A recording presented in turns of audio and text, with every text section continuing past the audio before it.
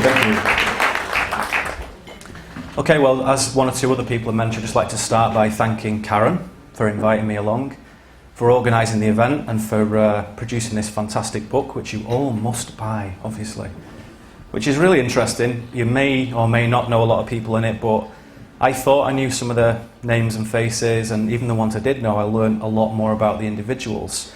So what it does do is it gives quite a kind of personal view on a lot of things that we think we know about. And that's a theme that is going to be presented in my little section here, which is that with a lot of the data that we look at, a lot of the information, a lot of the strategies and formulas that we see that appear to be put onto us, there isn't actually a great deal of difference between what is outside and what is inside. So I'm going to propose various things to you today. I'm not going to state anything as fact. I'm not going to state anything empirically or objectively. That isn't kind of how I work. So everything I propose, everything I state is really just supposition, it's conjecture, and it's just my journey shared with you. So that's a good kind of tone to set, which I think was probably, for those of you who were here first thing and heard Michael Tessarian's introduction, it's quite key to recognise something here, that in a sense no one else is doing this stuff, nobody else is thinking these thoughts, no one else is sharing this energy. In terms of the hierarchy of the societies we live in, we are it. So what happens in this room is special, is different, is significant, and is of great substance. So I echo his words in that what we're doing here is really important and really something that we can kind of congratulate ourselves about. A little pat on the back doesn't help every now and again. So, guerrilla psychonautics, I'm going to tell you what that is in a little bit, but I just want to start off with this interesting guy. William Burroughs, kind of hero of mine early on, who really penetrated the matrix, the control system, the strategies of the architects of control, however you want to discuss it, the sorcerers, the empire, the Illuminati. He knew this stuff, and he knew this stuff in the 50s, and he wrote about it. He knew about ayahuasca in the 50s, and he wrote about it. So he was, to some degree, this gentleman was a pioneer of these subjects. And although there were some academics kind of investigating these subjects, he was really doing it from a very personal point of view, because his information was delivered in the context of fiction. And fiction allows the artist or the visionary to get away with a lot more and suggest a lot more powerful information than if you were putting it forward as, you know, scholarly theory. So I like him. And he said one day, the way to kill a man or a nation is to cut off his dreams. And dreaming is a powerful metaphor for many things in this presentation. So this sets the tone for what I'm going to talk about. Okay. The impulse to believe and bleed through. What does that mean? We are born into this world with a certain amount of purity and a certain amount of perception.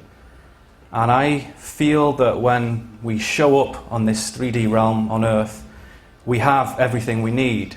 And what happens is, over a process of time, is beliefs get instilled into us that to some degree and in some way separate us from reality. So one of the suggestions I'm going to make for this hour is that, as you would if you were going to watch a movie, if you were going to watch Lord of the Rings, or if you're going to watch Avatar or some fantastical conjuration, is to suspend all belief and all disbelief and just pause it. Just pause it. Because as humans, we are conditioned to impulse believe, to think yes or no, truth or bullshit. And that impulse is very difficult to turn down, very difficult to modify. But if we just say, okay, well, I'll turn it on later, but I'm just going to pause it for now. I'm just going to pause all those systems of belief. Even the morality, even the ethics, all that stuff, I'm just going to hold it, just going to put it on hold for a second. And when you do that, there's a sensation that information that comes in doesn't quite affect you in the same way, doesn't have the same gravitation. So if you look at a classic controversial subject like 9/11, was it an inside job or was it not? Both wrong, both the wrong way of looking at it, I would suggest. Do you believe in extraterrestrials or not? No. I do, no, I don't. It doesn't actually help the process of knowing, doesn't help the process of gnosis. I'm going to use that word probably a few times, gnosis, and just for those of you not familiar with that word, gnosis to me represents a kind of contact with an emanation of knowing, the idea that there is a field of knowing around us where everything is contained and all knowledge is there. Some people call it the Akashic field, some people call it the emanation, and this knowing is available. And you don't have to go and acquire it, you just tap into it, and when you connect with it, everything is there. And this process is more substantive and more useful to us than just purely linear acquisition of knowledge. But it doesn't work if you go in with a set of beliefs. So those beliefs, although you may feel that they serve you well, perhaps they don't. So I'm going to propose that we just pause those for a little while. If we don't, we get bleed through, which is a narrative that unfolds within what you do, which says, this is bullshit, and whatever. Or you get the narrative, oh yes, yes, this is it, I'm into this is fantastic, yes, yes, yes. Both of those do not help that Gnostic process, that process of knowing. So I'm going to suggest that we don't do that. If you believe something, you're basically carrying around an anvil inside you. Every time you believe something, you carry it around. Sometimes it weighs you down, sometimes it's a cross that you bear like a martyr with, fierce resilience and fierce pride. If you take information without belief, it is as light as a feather. It doesn't really affect you that way because you don't have to submit to it, you don't have to acclaim it, you don't have to proclaim it. So everything that I'm going to suggest, everything that I'm going to put forward is as this second thing, is as just pure energy, just information, just words, just little particles just drifting through. And when you see things in that way, just as a kind of Native American guy would do with a headdress, you can carry a lot of feathers without too much trouble. You can carry lots and lots of them, it doesn't really matter. And over time, feathers that you like, you keep, and feathers that you don't like, you throw away. Whereas with the belief system, with the weight, with the gravity, you can only do that for so long. And it's in this simple image that I share with you now that we see why a lot of our friends and family and societies and communities and nations have so much trouble with the things that we know in our hearts, the things that we share today, the important matters of this changing world. If you do it all as belief, you can only really do so much before somebody goes, no, I can't really take any more, thanks very much, I'll see you next week, whatever. So it's really important that we understand that. Okay, I'm going to talk about sorcery. Sorcery is a system of movement of energy. Sorcery is a process of knowing. Sorcery is a process of looking at the world in a different way. Now, many people associate sorcery with people like this. And in the consensus reality tunnel, if I may use that expression, sorcery has kind of gained this negative aspect, and people think, it's a bad thing, a sorcerer is a bad thing. Maybe a magician's a good thing, a wizard's a good thing, but a sorcerer sounds bad. Not so, not so. The word sorcery really derives, in etymological terms, from the root source, a Latin word which just means fate or oracle. So a sorcerer is somebody who deals in the future, in information that lies outside the present moment. So it's nothing more than that, a seer. So this memeplex, and by meme I mean a set of ideas, and a plex is a group of ideas. This memeplex associated with sorcery is really this kind of psychological operation that really is kind of leftovers from a very intentional Christian Catholic mass extermination of the indigenous sorcerers and shamanic practices of Europe in the 15th century. And whenever I talk about Christians or Catholics or Jews or whatever, I'm not talking about the people, I'm not talking about people who practice that faith, no problem with any of that. I'm talking about the people who run these things from a top of the pyramid, from a hierarchical point of view, far removed from anybody's community vision of any religion. So it's never about religion and race and any of this stuff, not at all. I would assume you would know that. So this persecution began with Pope John the 22nd, as way back before even the previous slide in 1320, when this persecution of what was at the time referred to as something different, but what we now call witchcraft, was basically pointed out as something that anything that fell outside the religious context was exterminated. And this specific term, sorcery, was the focus of what we now understand as the Inquisition. And this was a definite sociological manipulation that preyed on what's essentially superstitions of a completely uneducated populace. When you go back that far, most people couldn't read, couldn't communicate in a sophisticated manner. And so superstition had much more gravity and much more weight than it does now. And superstition could destroy a community, it could destroy individuals with no problem. So it's a powerful force to harness. And in my studies, I feel and see that this was specifically designed to eradicate this gnosis, this natural knowledge from man, completely take it out of the social conversation, completely take it out of our minds. And so when we say shamanism, we perhaps imagine people in Peru or people in Siberia or people in, Native American context. Not necessarily so. Not necessarily that is something that is a popular modern interpretation of that. But shamanism, I would say, is indigenous to every country, indigenous to every continent. And that shamanic impulse is something that is naturally occurring within all of us. I'm going to tell you a little bit more about that as we go on.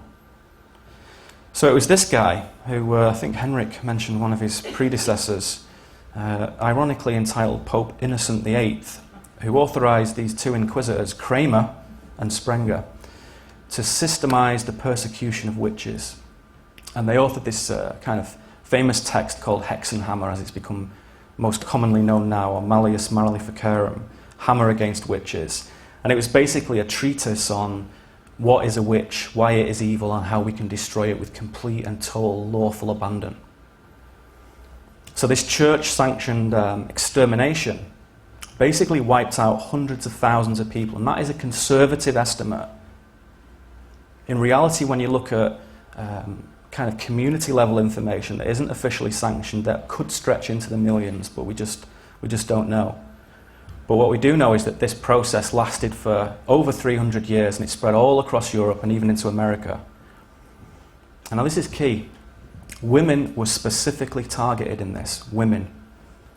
And this separation of woman from the land basically wiped out this kind of morphic field, this sympathy that the female energy has with the land and has with what we would call supernatural or magical forces. And this was the plan, to take that out. And at the time it was pretty exclusively in women, that kind of intuitive, natural, shamanic impulse. Perhaps today we can say, as kind of, modern cool guys, that we can have the female energy flowing through us. It's a little bit different now. But it obviously resonated most strongly in women. So at the time they were targeted specifically. And that effect basically has lasted. It has moved on to the present time. And women are sidelined very often in the community as not being able to compete with a lot of the reductionist, nuts and bolts materialism that men seem to do. So all this left brain, right brain dialectic, there's a specific switch to that. So sorcery, that was the negative memeplex. What I would say, mic's gone a bit weird. What I would say is that in both the European and Mesoamerican concept of sorcery is very simple. And it is this, that the world of everyday life, the reality that we see unfold around us, is not real. And in fact, it is not external to us, which in physics now is beginning to be, leaked into the mainstream. But at the time, 20,000 years ago, 10,000 years ago, 5,000 years ago, this was revolutionary thinking. So the apprentice is taught how to see through this fake construct, this matrix, to see through it rather than just look at it, rather than just see it for what we think it is, to pierce it, to penetrate it. So real sorcery focuses on refining our own energetic movement through this construct. And there are a number of basic techniques for this, dynamics, energy dynamics, that when we understand these, make this process of seeing much more easy to understand. And I'm going to share some of my thoughts about that today. Okay, so before we move into that, again, to balance the polarity on the other side of it, this is an important concept, neophobic shutdown. Now, this is the process I have labelled for people who do not want to look at any strange new information. This is for those people, those intelligent, loving, normal people in our lives who don't want to hear your theories and don't want to hear about the interesting books that you'd like to share with them. They don't want to hear about the conferences you've been to and about the political shenanigans that go on. They don't want to hear about the weather systems that are being manipulated. And very often we wonder why. Why don't you want to at least look at this information? So this neophobia, this fear of the new energies, fear of new changing information, is purposefully propagated through the system, through the construct, to make it difficult for people to assess and access and reevaluate new information. And there's a mechanic to this which begins to explain it. So what causes people to cling to these old systems? Paradigms that we all know are false, that we in this room perhaps have faced, that a lot of people do not face. And there's a number of key things. Fear, we can imagine why that is. Fear is every headline, every newspaper, every top story, every scoop of the ABC networks and the CNN, ABC, BBC, ITV, Sky, whatever. Everything is fear-based. So fear is a classic system to fragment the psyche. When the psyche fragments, it's more suggestible. Cognitive dissonance, the uncomfortable feeling when we simultaneously hold two opposing ideas. For most people, that creates kind of neurological depression, mini depression that they do not want.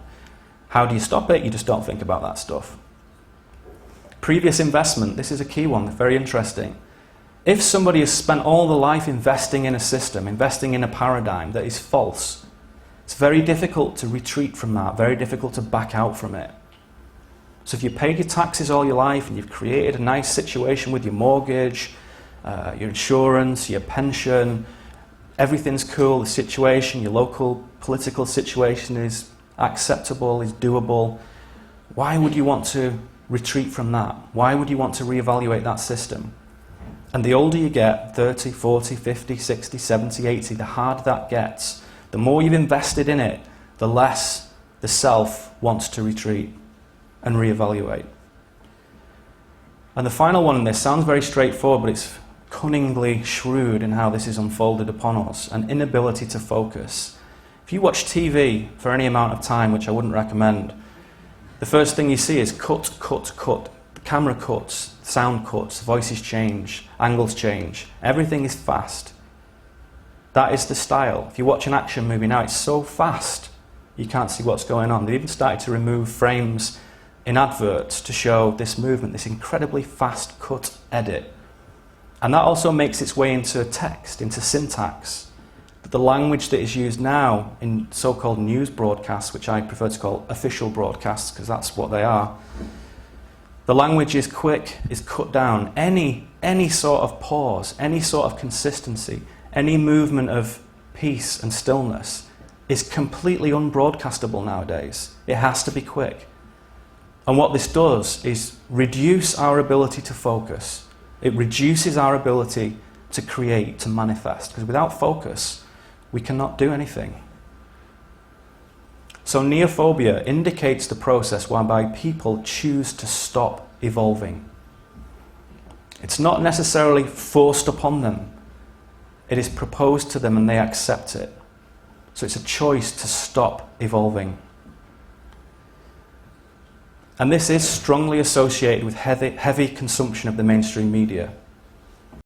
People who watch a lot of television, who read all the magazines, who read the newspapers, who go to the movies, who talk about the latest headlines and this story and that story, are basically propping up this whole construct. They're passing these negative memes on all the time.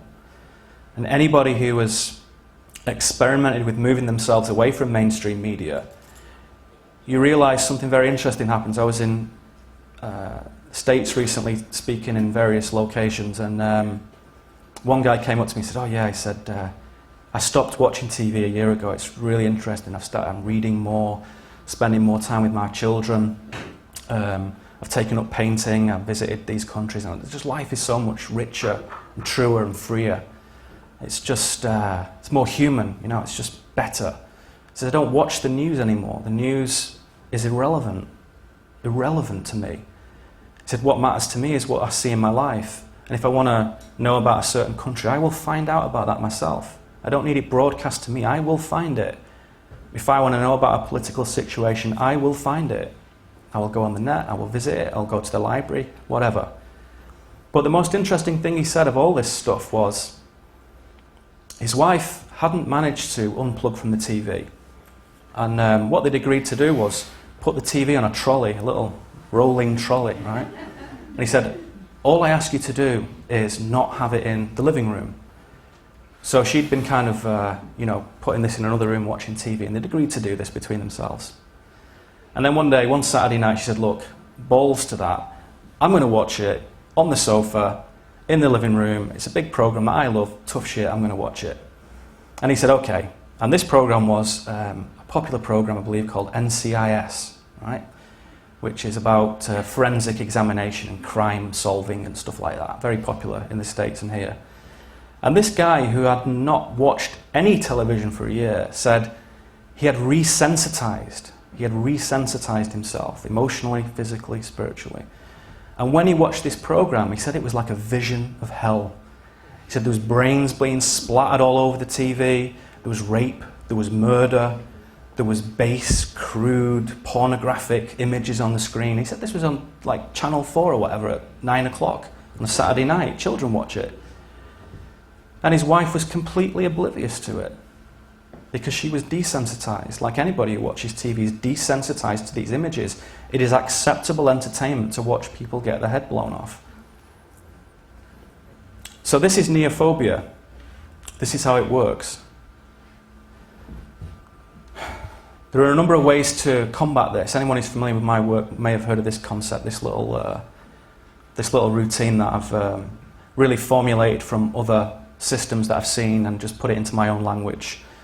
I refer to it as the gates of awakening, which is always a very personal thing, so this does not necessarily work for everybody, but it worked for me.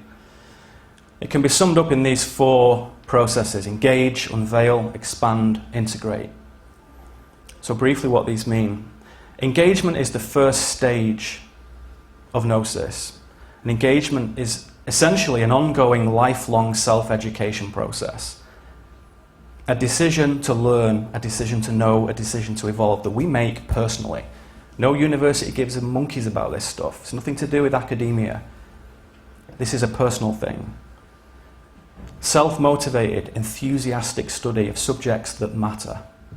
And choose those words carefully, because we know what the subjects that matter are. And they are embedded within many things that we all have some interest in some of those things, and there's lots and lots of them. Philosophy, astronomy, etymology, chemistry, whatever it is, things to engage with, things that mean something.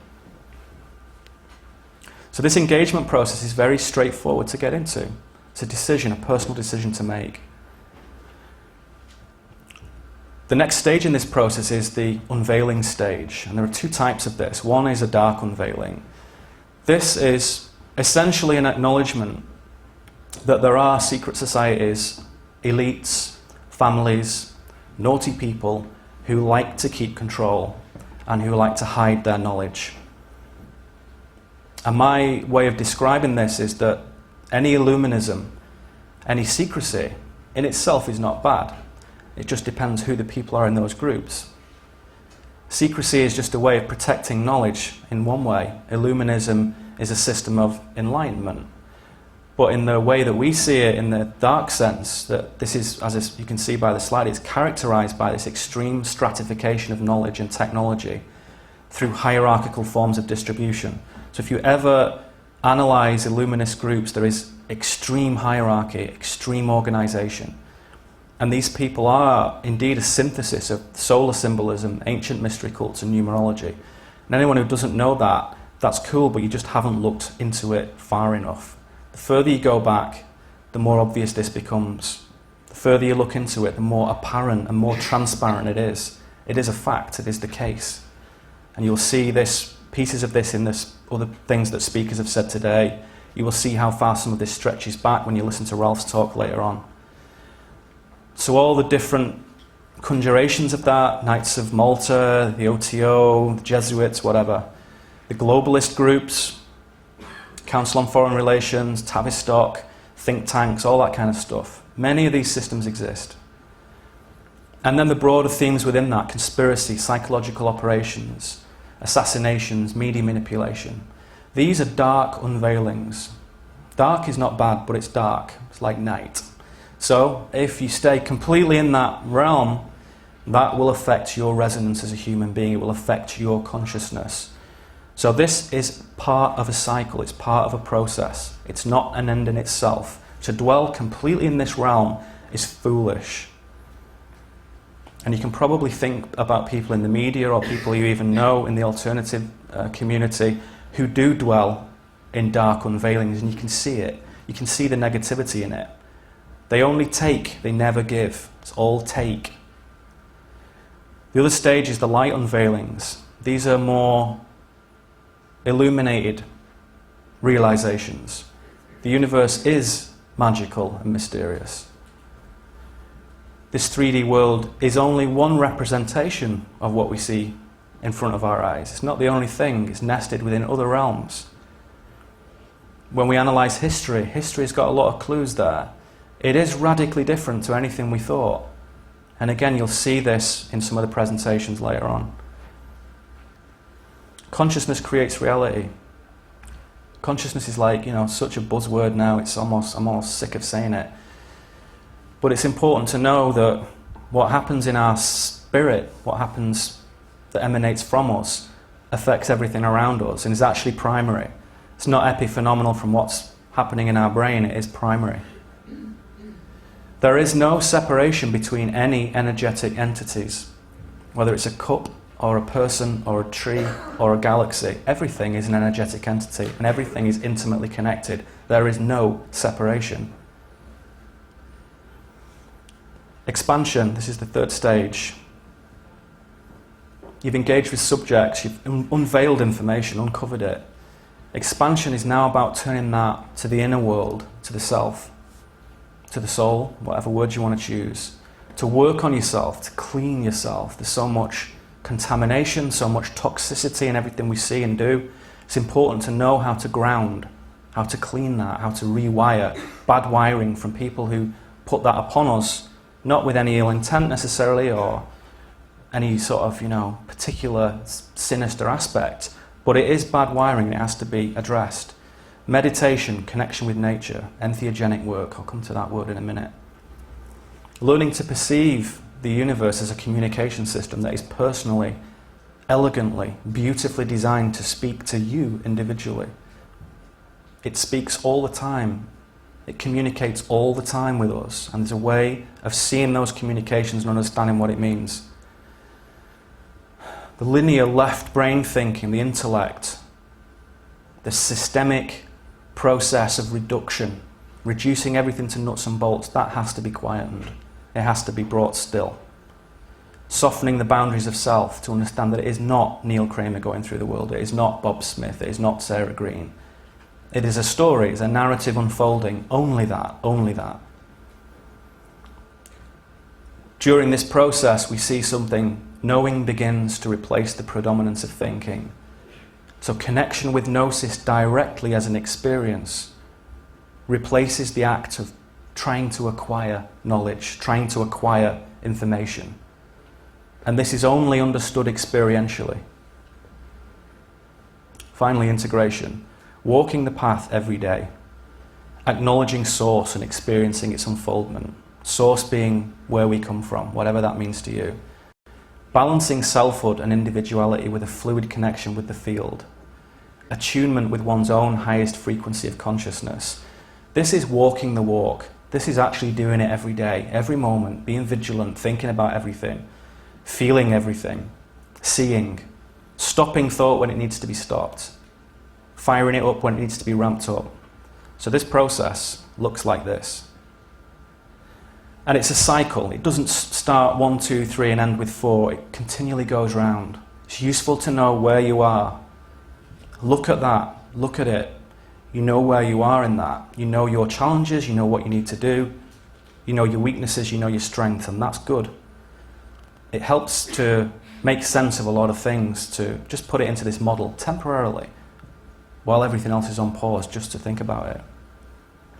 So zooming the spiral, this is interesting. This moves us into kind of more far out territory now.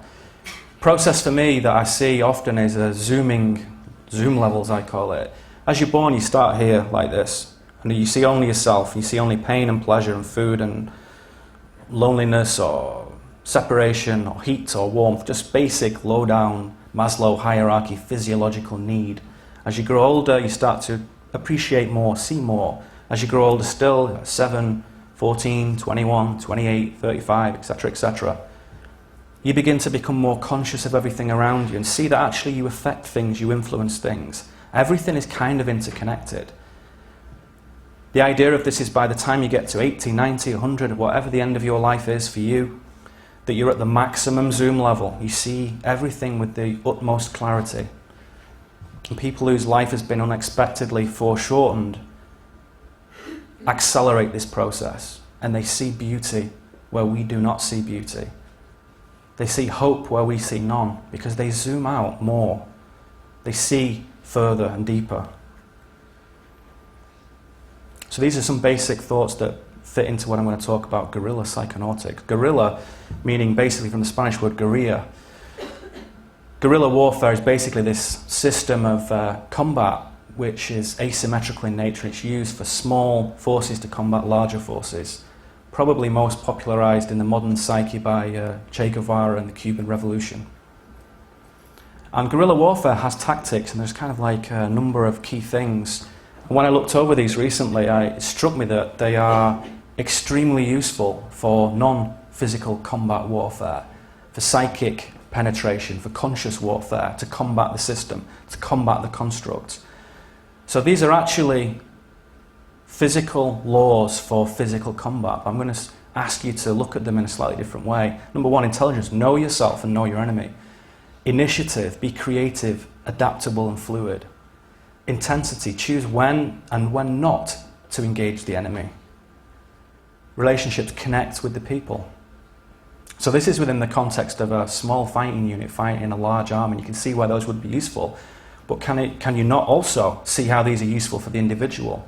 For the person who accepts selfhood, for the person who is becoming more conscious. Move with speed and stealth. Travel light and use only what you need. Know the natural environment, know safe places. These are all things that transfer most smoothly for me into the conscious realm. So these systems which prove so successful for the Cubans in many ways can also be transposed to the individual level. So the other part of that term, psychonautics, psychedelic is probably the term some people would associate with that. Psyche basically coming from a Greek root which means soul, centre of life, mind, psyche, whatever. And to manifest this. So mind manifesting is psychedelic, which is this term predominant in the 60s. Psychonaut is, again from that word, where soul is the correct interpretation of it, and naut being sailor. So a psychonaut is a soul sailor. A person who induces altered states of consciousness with varying methods, techniques, natural, organic, synthetic, whatever, in order to investigate existence, to address the spiritual. Psychoactive, a chemical substance that alters consciousness, like chocolate cake or psilocybin mushrooms. Both alter consciousness. So psychoactive is not necessarily a powerful hallucinogen that will knock you out of everything into something else. It is something that changes consciousness. And there are many psychoactive substances. Here's a few of them. You may be aware of 1 or 2 or 10 or 20, but there are hundreds of these things. These are just some of the more popular ones. So we've all heard of acid, we've all heard of ecstasy, we've all heard of cannabis. And then there is these other ones that come in, like DMT, And then the wrappers around those, like ayahuasca, psilocybin mushrooms, magic mushrooms, liberty caps. All these substances are beginning to come into the mainstream. Sting talks about his revolutionary experience in the Amazon with ayahuasca. It's in the mainstream. And the terminology for the psychedelics themselves, there's so many words for it. And here are some of them. The kind of catchy one at the moment I quite like is entheogens. Native peoples often refer to these as sacred plants or sacred medicines, because that's what they are medicine. And as with a medicine, it is designed to be medicinal and not dietary. It's not something you do all the time. It's not something you do to prop up a failing system. It's something you do to use as a medicine, as instruction to reboot a mechanism, to reboot a technique in oneself. So entheogen basically means a substance that causes one to become inspired, to bring in the divine, again from those Greek roots. This brings me to the crux of this, which I call the object of, I think it's called trans-dimensional existence, but I couldn't fit that nicely on one line, so the object of existence. This is what many people consider as life, the mainstream 3D temporal lifeline, and it looks like this.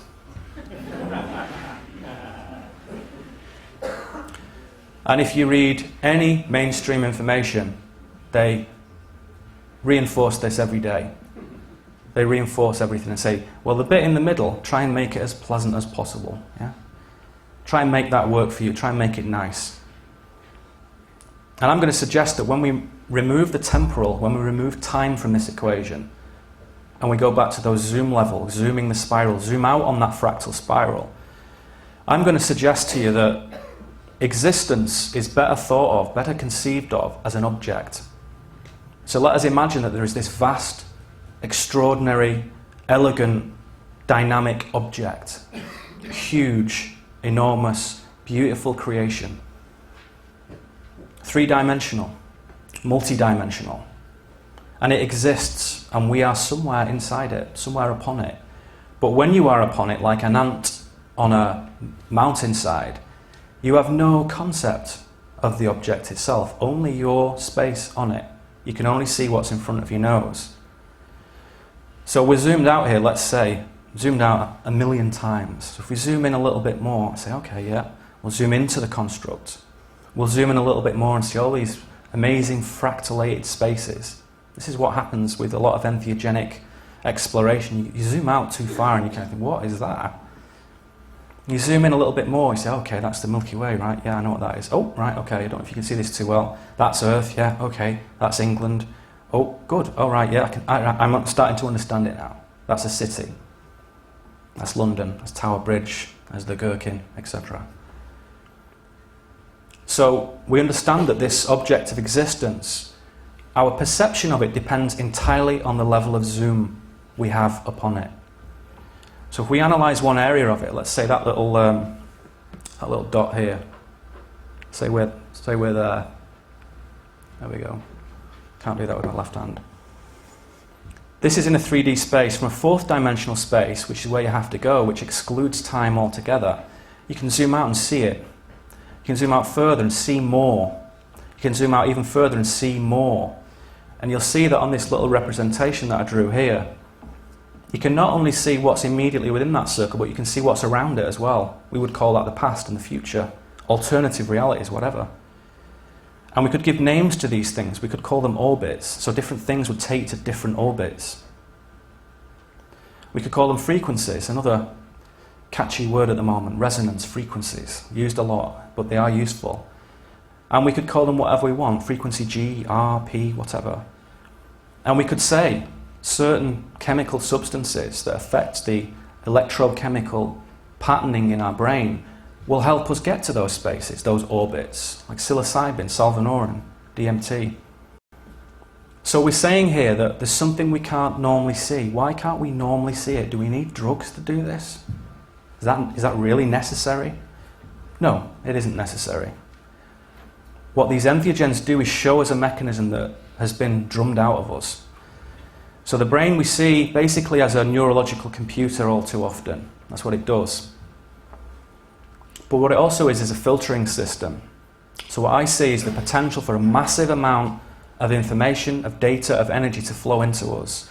But it's blocked by a series of filters. And we can give names to some of those filters. Social normalizing, mainstream uneducation, control system conditioning, sensorial containment, dimensional containment. So the smart person will look at that without any need of anything else and say, well, yeah, social normalizing is not necessary, I will do what I want, thank you. Mainstream uneducation.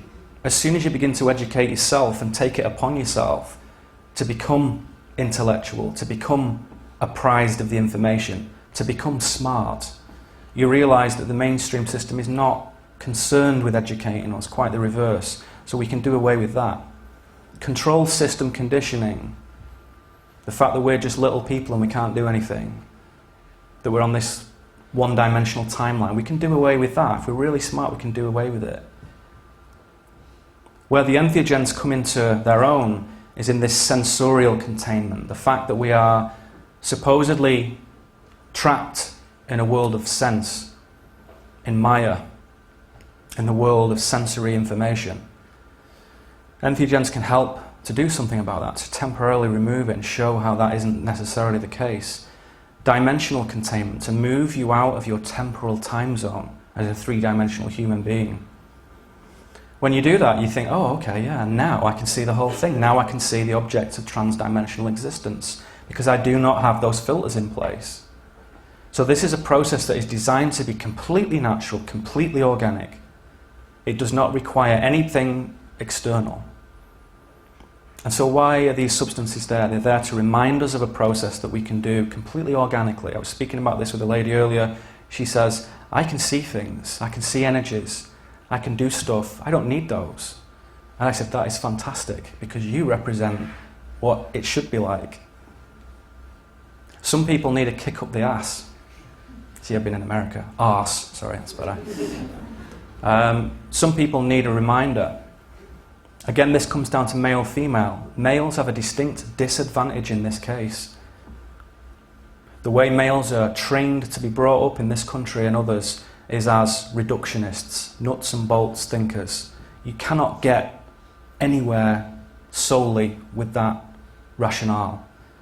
Critical reason is important, but it has a space and it has a place and it has a time and it has a frequency. Women tend to have more intuitive faculties that go openly throughout the whole life. As I move through my life, I find that most women I meet remain open-minded for the duration of their life. Most men tend to shut down more and more every 10, every 7 years, whatever. Now this is changing. The flow of energies between the two, the female and the male within any individual, is becoming more harmonic, more reliable, more consistent. So what this teaches us is that it isn't just the mind that sees, it isn't just the eyes that see, it's the body. The body as a system of aerials, body as percipient.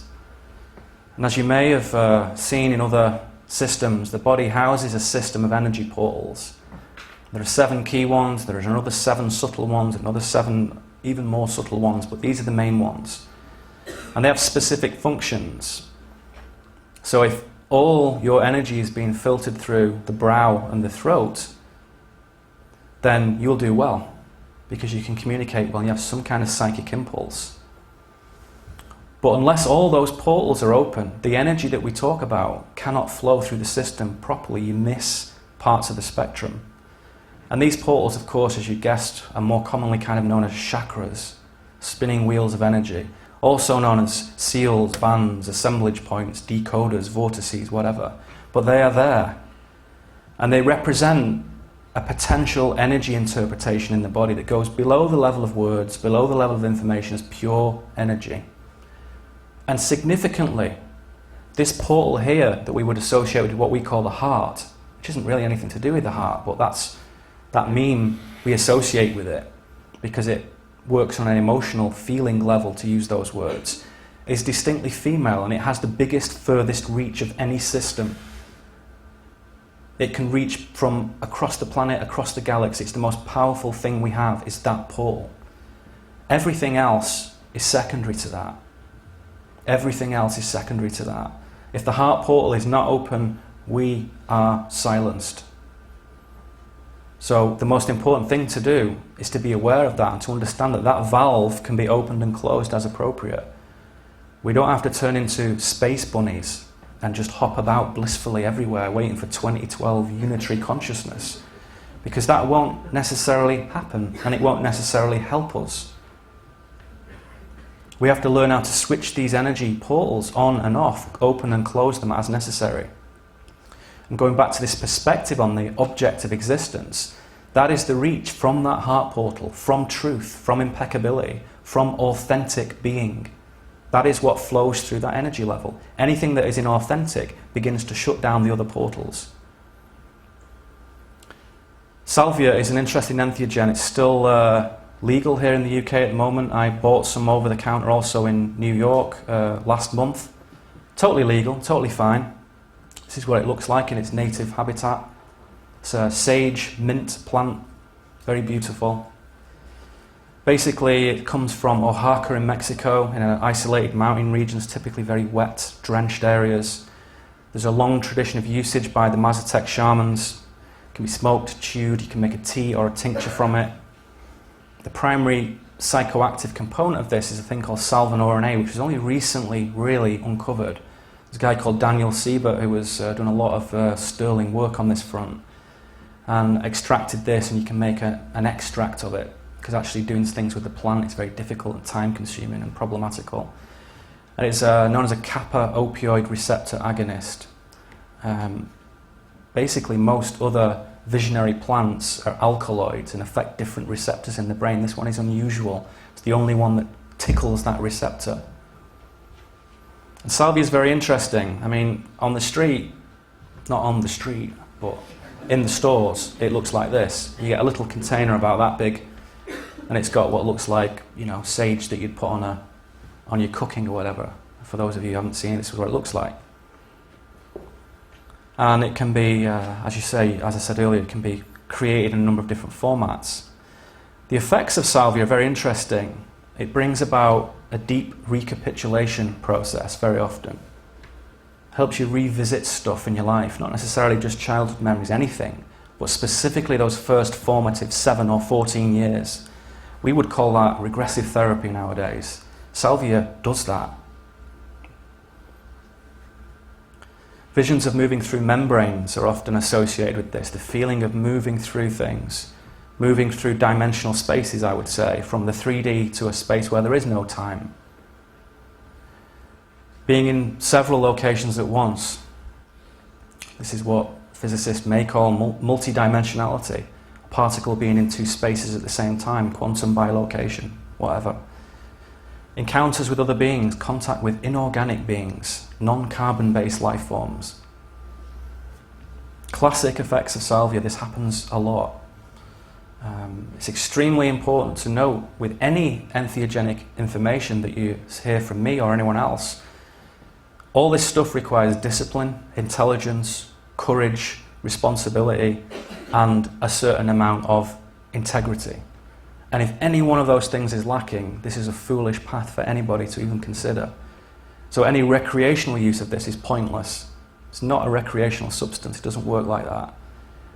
Any entheogen needs those 5 characteristics to be brought into any meaningful experience. Anything that has dubious or illegal connotations also, we don't want to get locked up for doing anything like this. So one has to be very careful. Recently, these guys here from various rather esteemed places in this kind of realm of therapeutic research in pharmacology, ethnopharmacology, ethnobotany, have made some suggestions about Salvia divinorum.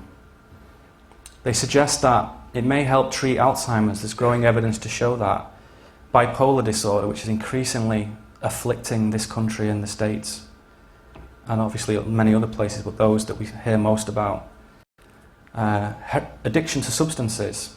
William Burroughs, who mentioned at the beginning, he took ayahuasca or Yahe as it was known then, or telepathy even before then, as a measure to try and offset, to try and mitigate his heroin addiction, which had great success.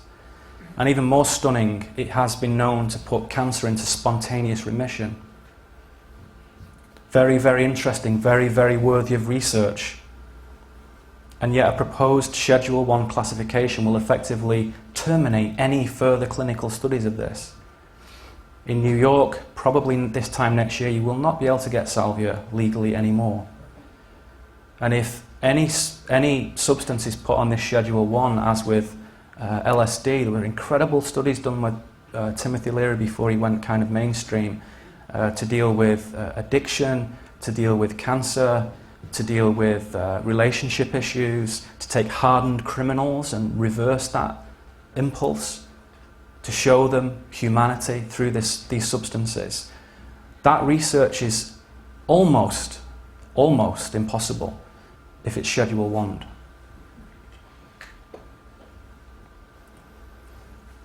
Now, when we talk about entheogens, about these sacred plants, we often come across rather interesting situation, common frequencies. And what I mean by this is,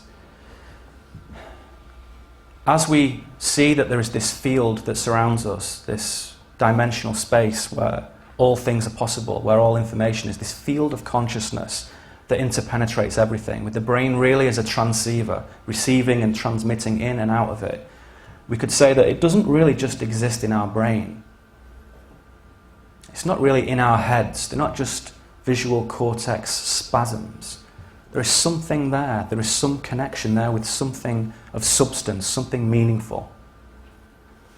And this process of connection to the field I call field uplink, logically enough. And field uplink can occur completely spontaneously on a mountainside, just at peace, at stillness, in meditation, making love, eating extraordinary chocolate cake, whatever. This field uplink moves you out of self and into the greater whole. And we know that greater whole, that object of existence, is so fantastic, so immense. It's just a question of the zoom level of what we see.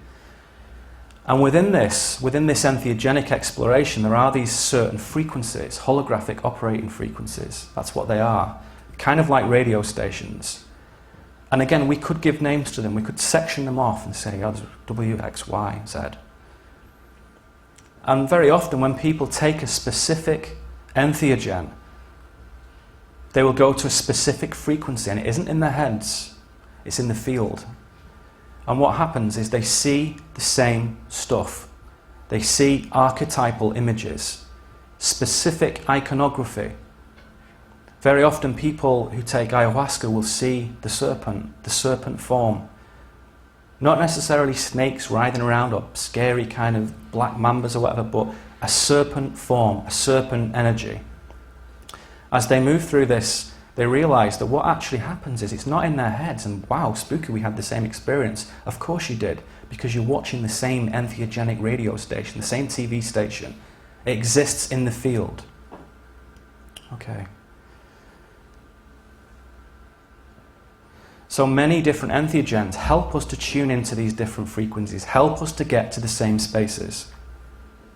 And everything has its own special frequencies, tonalities, dreamscape, imaginal landscape.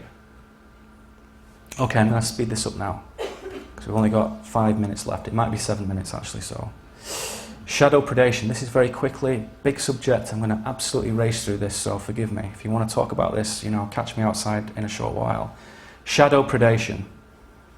Within this field, within this object of existence that we're all in, within this amazing nested set of realities, within this grand fractal spiral, the suns, the galaxies, the huge, enormous multiverse around us, we zoom in again into the Milky Way, into the energies that flow through our system, our locality. Specific frequencies, one specific frequency is of interest, one specific level of consciousness here on our planet. Shadow predation. Humans can be conditioned to emit a pressurized, low resonance consciousness through the manipulation of our senses, our perception. And this low consciousness is a power source or a food. And this is achieved through collapsing everything we see, as I said, with a belief system into A or B, 1 or 0, true or false. And this devolves consciousness into a state of separated inertia. It stops us seeing, it stops us creating. We only take, we only consume, we no longer create. And when you do not create, you are just food. This shadow predation, this negative programming, is sometimes referred to as the foreign installation, as a clue as to what this is about in that term. So who are the predators? What are they? In Gnosticism they call the archons, and it's described as the servants of the demiurge, a false god who said, I created all this, and there is no other god. But he was a lower god, and he wasn't very nice. And the servants, the energies that assisted him, are the archons. Multiple sources in Gnosticism and in shamanic Toltec sources and other Mesoamerican traditions refer to them as inorganic beings.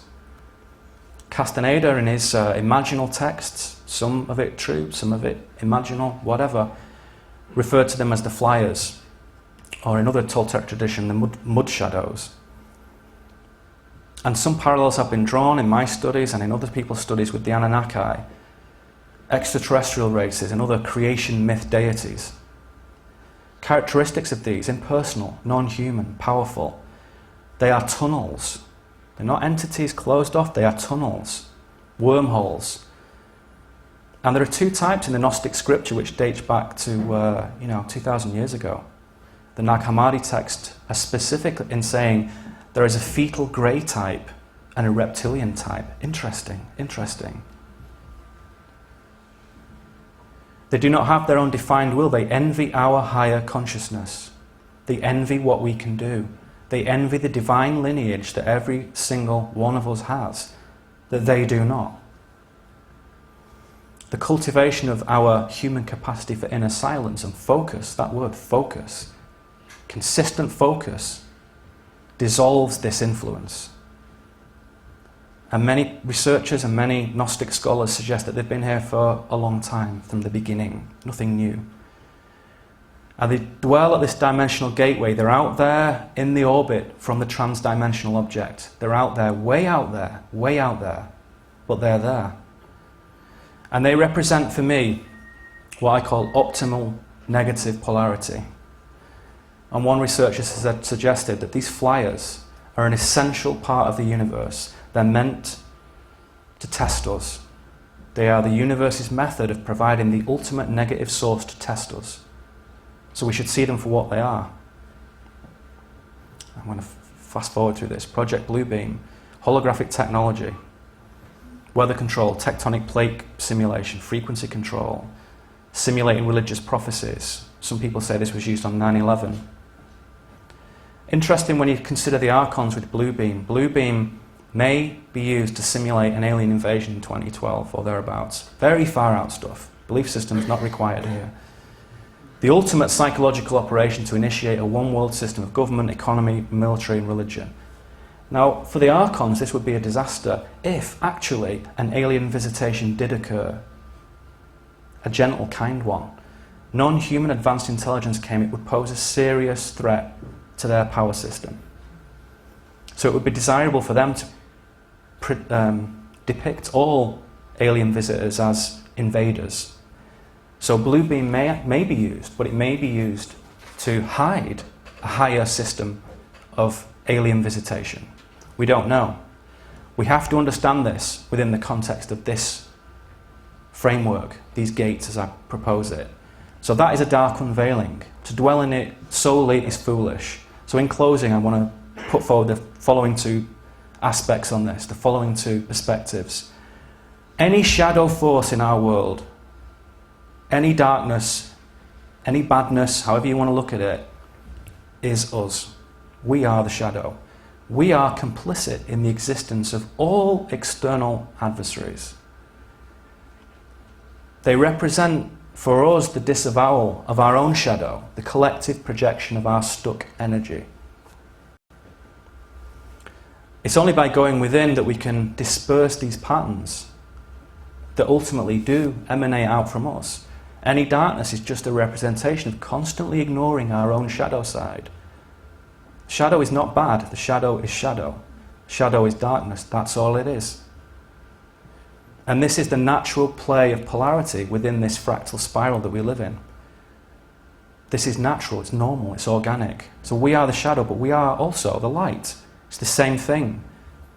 Acknowledging source, acknowledging the divinity within us, whether you call it source, whether you call it God, the divine, the goddess, Sophia, whatever your system of information is, acknowledging that dissolves submissive consciousness and empowers the individual to be able to create. Recognizing our own immutable sovereignty liberates our spirit from the constructs. They can't touch us when we are sovereign beings. Nobody can. So we're no longer subjects, we become the master, our own master. Bringing consciousness into everything we do, however great, however dynamic, however small, however trivial, positively affects everything and everybody we come into contact with. It's the most elegant, dynamic, extraordinary weapon we have against any system that we don't like. It's a thing that we have inside us that we undervalue. Being conscious and bringing consciousness into what we do spells the end for any construct that doesn't advantage us, that doesn't help us. So these three things: acknowledge source, recognize your sovereignty, bring consciousness into everything you do, with all the systems we've looked at, all the substances, all the techniques, all the information, all the reality models, all the philosophy. Those three simple things spell the end for any system which is not for us. Thank you very much for listening.